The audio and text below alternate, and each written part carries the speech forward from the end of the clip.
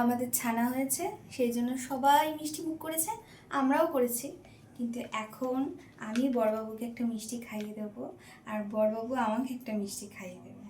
ঠিক আছে? তো চলো বড়বাবু, এটা হচ্ছে তোমার জন্য, এটা তোমার জন্য। আর তোমরা সবাই আসবে আমাদের বাড়িতে মিষ্টি মুখ করতে, আমাদের তো ছানা হয়েছে সেই জন্য, তাই না বলো? হ্যাঁ, চলো।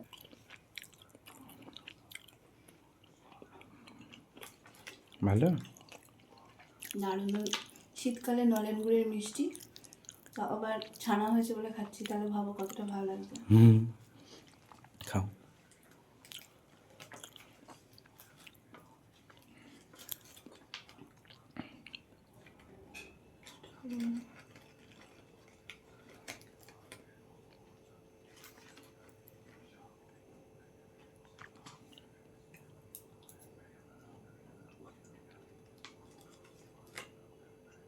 দেখো আমি একটা খাই।